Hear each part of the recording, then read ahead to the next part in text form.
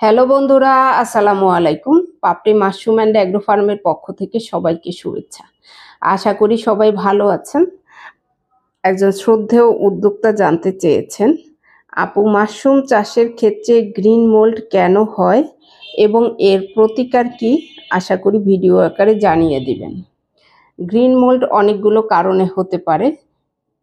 একটা হয়েছে আপনার চাষঘর জীবাণুমুক্ত আপনি করছেন না, নিয়মিত পরিষ্কার করছেন না, নিয়মিত নিম পাতার পানি স্প্রে করছেন না, সেক্ষেত্রেও হতে পারে। অথবা বাহিরের জুতা নিয়ে প্রবেশ করেন, সেই জুতার সাথেও জীবাণু থাকতে পারে।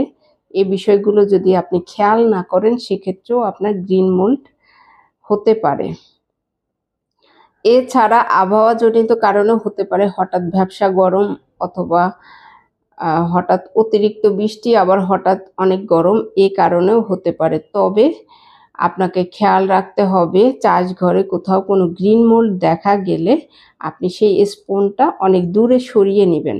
যদি আপনি খেয়াল না করতে পারেন, তাহলে একটা থেকে বাকিগুলো আক্রান্ত হবে, চারপাশে যেগুলো আছে খুব দ্রুত ছড়িয়ে পড়বে, যার ফলে আপনি নিয়ন্ত্রণ করতে পারবেন না যদি আপনি খেয়াল না করেন। প্রতিদিনই আপনাকে আপনার প্রতিটি প্যাকেটের গায়ে, সেটা সিলিন্ডার হোক অথবা স্পুন হোক, প্রতিটা স্পুনের হোক আর সিলিন্ডার হোক, তাকিয়ে দেখতে হবে যে কোথাও কোনো গ্রিন মোল্ড দেখা যাচ্ছে কিনা।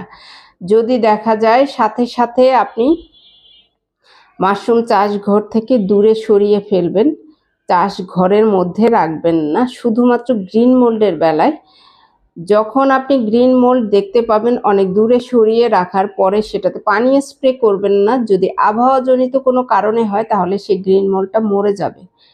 কয়েকদিন রাখার পরে যখন গ্রিন মোল্ড মরে যায়, তখন আবার চাষঘরে ফিরিয়ে আনতে পারবেন। কিন্তু যদি আপনার এই গ্রিন মোল্ড মরে না যায়, সেক্ষেত্রে আপনাকে দূরে কোথাও ফেলে দিতে হবে অথবা মাটিতে পুঁতে ফেলতে হবে। এর ছাড়া এর তেমন কোনো প্রতিকার নেই। তবে আপনাকে সতর্কতার সাথে চাষ করতে হবে, প্রতিদিন খেয়াল করতে হবে এবং পরিষ্কার পরিচ্ছন্ন রাখতে হবে। এই বিষয়টা আপনাকে মেনে চললেই আপনি দেখবেন আপনার মাশরুম চাষঘরে তেমন একটা গ্রিন মোল্ডের প্রভাব দেখা যাবে না। তবে অনেক সময় দেখা যায় আবহাওয়াজনিত কারণেই হয়ে থাকে, হঠাৎ অতিরিক্ত গরম, সেই গরমের কারণে, ভ্যাপসার কারণে এমনটা হয়ে থাকে। আবার সেগুলো কিছুদিন পরে পূর্বের অবস্থায় ফিরে আসে। যখন ফিরে আসবে, মাশরুম চাষঘরে রেখে দিতে পারবেন, অনায়াসে সেটার ফলন আসবে। আশা করি ভিডিওটি দেখে উপকৃত হবেন। ভালো থাকুন, সুস্থ থাকুন এবং নিজ ঘরে ঘরে মাশরুম চাষ করে নিজের পুষ্টির চাহিদা মিটিয়ে তুলুন। ভালো থাকুন। আল্লাহ হাফেজ।